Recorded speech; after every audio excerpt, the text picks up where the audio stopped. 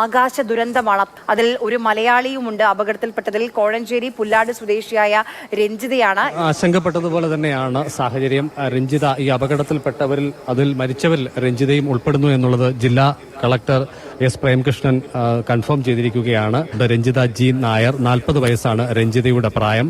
പത്തനംതിട്ട ജില്ലാ ആശുപത്രിയിൽ നഴ്സായി ജോലി ചെയ്തു വരുന്നതിനിടയിൽ അവർ UK-യിൽ നഴ്സായി ജോലിയിൽ പ്രവേശിക്കുകയായിരുന്നു. അവധി നീട്ടിയെടുക്കുന്നതിനായി ഏതാനും ദിവസം മുൻപാണ് എത്തിയത്. അങ്ങനെ അവധി അപേക്ഷ സർക്കാർ അംഗീകരിച്ച് ഉത്തരവായതിന് പിന്നാലെ അനുകൂല ഉത്തരവ് നേടി ഇന്നലെ ഉച്ചയ്ക്ക് 2:30 രഞ്ജിത വീട്ടിൽ നിന്നും പുറപ്പെട്ടത്. കണക്ഷൻ ഫ്ലൈറ്റ് ആയിരുന്നു. പത്തനംതിട്ടയിൽ നിന്നും തിരുവല്ലയിലേക്ക് ബസ്സിലെത്തി, അവിടെ നിന്നും ട്രെയിൻ മാർഗം ചെന്നൈയിലെത്തി, അവിടെ നിന്നാണ് ഈ വിമാനത്തിലേക്ക് അവർ എത്തിച്ചേരുന്നത്. എന്തായാലും ഏറെ ആശങ്കപ്പെട്ട തരത്തിലുള്ള വിവരങ്ങളാണ് ആദ്യഘട്ടത്തിൽ പുറത്തു വന്നത്. ഇപ്പോൾ ജില്ലാ കളക്ടർ മരണം കൺഫേം ചെയ്തുകൊണ്ടുള്ള വിവരങ്ങൾ പങ്കുവയ്ക്കുകയും ചെയ്തിട്ടുണ്ട്. വീടിന്റെ അവസ്ഥ എന്ന് പറയുന്നത് പ്രായമായ അമ്മയാണ് വീട്ടിലുള്ളത്.